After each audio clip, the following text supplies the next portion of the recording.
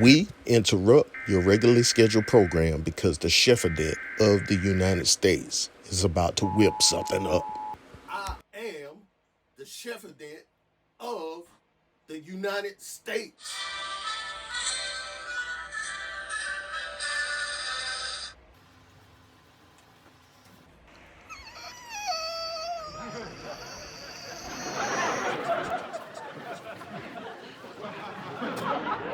Let's go, chef. The fact that y'all are looking at a hammock should let you know that things are getting ready to go left for me.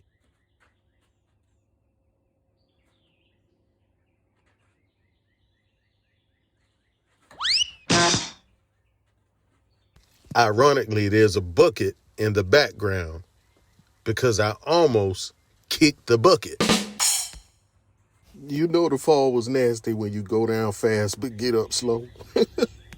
Before you are able to relax, you have to go through some things first. Message! Hammocks were invented in Central and South America to protect people from insects and animal bites, but it doesn't protect you from falls. I'm giving y'all the new definition of wake and bake. When a chef wakes up and cooks, that's wake and bake.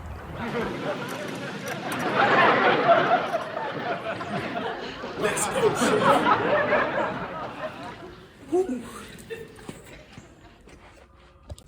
If you know the song, food entertainment in the building. Let's go, chef. It's the Carolina Cook, the Carolina cooking, the Carolinas, rock and roll to the roll to rock. Say I'm cooking in the kitchen and just don't stop. Rock and roll to the roll to rock. Say I'm cooking in the kitchen and just don't stop. What's up, everybody? Chef Anthony Albright here, the Carolina Cook, cooking, tasting, and eating. The Carolinas. Welcome to the Carolina Cook Show. Welcome to my Carolina kitchen. A couple episodes I used my old school pressure cooker, and it had me a little shook each time. You can blow the top out of your head or the top out of your kitchen using this apparatus right here. So what I did was get a new one, a more modern one that I never used before. So in this episode, I will be using this, and I will be using it to cook up some peanut butter stewed turkey wings with rice balls. Southern playalistic soul food. Once you get on it, you can't get off it. So come with me. Get your red onion, carrots, jasmine rice, chicken stock. I keep forgetting what kind of squash this is. Butternut squash, tomatoes, eggplant, sweet potato, habanero. I know the power of this pepper, so I'm not about to use this whole pepper. Chicken bouillon, shrimp powder, smoked paprika, garlic, ginger, granulated garlic, seasoned meat tenderizer, onion powder, cayenne pepper, Goya all-purpose seasoning, tomato paste. You don't want to brush your teeth with this. Get your peanut butter, but it's got to be natural peanut butter, where it's salt and peanuts only, no sugar or anything else. And get your rosemary. That would be thyme, not rosemary. Get your thyme. And get your bay leaves. And get your salt. And come with me. Take a trip. It's a plane. I don't care how you get here. Just get here if you can. Inside of my mind. And see how I did it. Let's go, chef. Let's go, chef.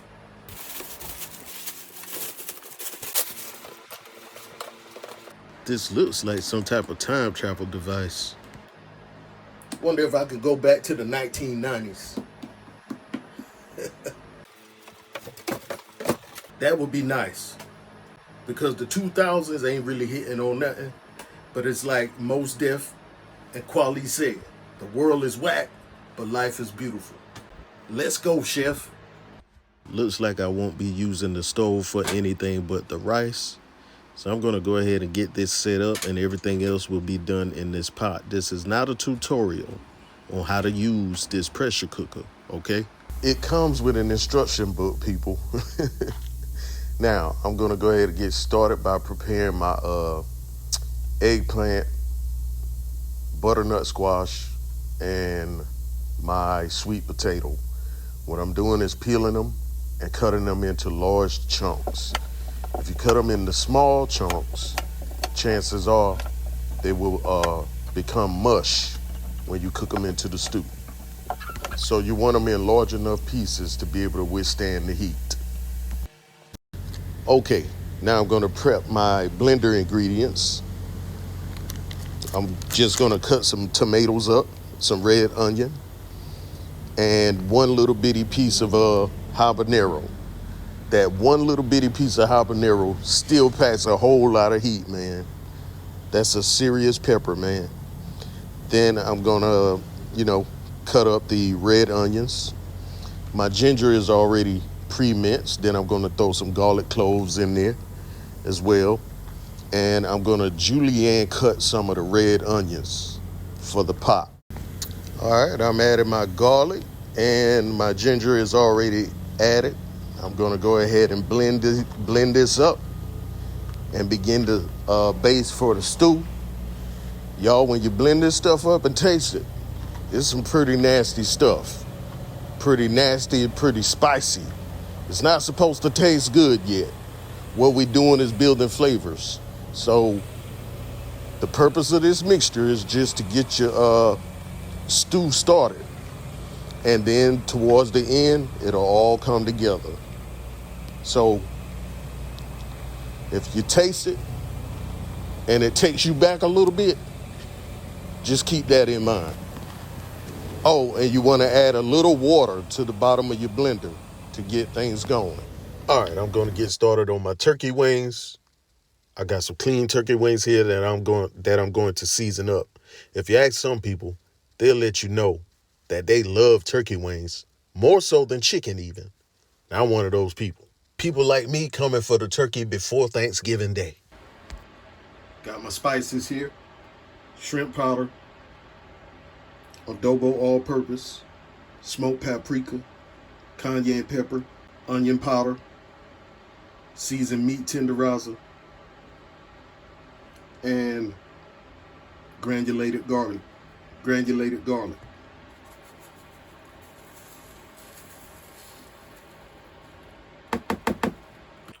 I forgot my chicken bouillon seasoning, y'all, so I'm adding that now. If you use 100 seasonings, you're bound to forget one of them. Now I'm going to rub this turkey down to make sure it's completely covered and saturated with the seasoning.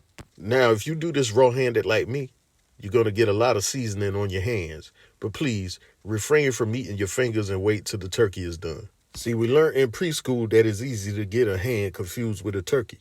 Okay, next I'm going to add just enough oil to my pot to begin to sear my turkey wings. This pressure cooker has a really good searing feature, so I opted to use it. But due to the size of it, I could only sear like one turkey wing at a time. You can either do it that way, or you could cut your, chop your turkey wings into sections so that you can sear more if you want to sear them in your pressure cooker. I have other means of searing that could have accommodated all of the turkey wings, but the searing feature on this is pretty efficient. So I decided to sear each turkey wing one at a time. All right, and after you get them seared, you just want to sit them to the side and use that goodness that the turkey left behind to begin sauteing your onions. Okay, once the onions are tender, I'm going to go ahead and add the blender mixture to the onions. Then I'm going to thicken it with some tomato paste. Then I'm going to add some bay leaves and a fresh thyme sprig. Okay, once all of that is added, I'm going to go ahead and add the same seasonings that I applied to the turkey wings. We're going to season this sauce up with the same thing. Then after that, I'm going to add some peanut butter to it. Now, keep in mind, this is not regular peanut butter with the sugar and all the other things in it. This is natural peanut butter that only contains salt and peanuts. That's it. All right. Okay, once that peanut butter's off in there, I'm going to go ahead and add my chicken stock. Then I'm just going to stir it around until the peanut butter dissolves into the stock. Yeah, I know I went a little heavy on the peanut butter, but it's on you how thick you want your sauce to be. If you want it thinner, of course, add more broth. All right. Once I get these turkey wings added, though, I'm going to go ahead and seal them up as far as locking the pressure cooker down on them. And I'm going to let them go for about 45, 50 minutes. Okay, my math was correct. 50 minutes was perfect timing. The turkey's nice and tender. So what I'm going to go ahead and do now is add my butternut squash, my eggplant, my carrots, and my sweet potatoes. And I'm going to go ahead and crank the pressure cooker up for an additional 10 minutes.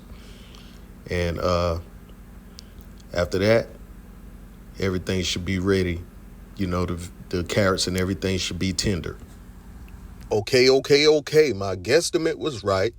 It only took 10 minutes to tenderize the carrots, the squash, the sweet potato, and the eggplants without over softening anything.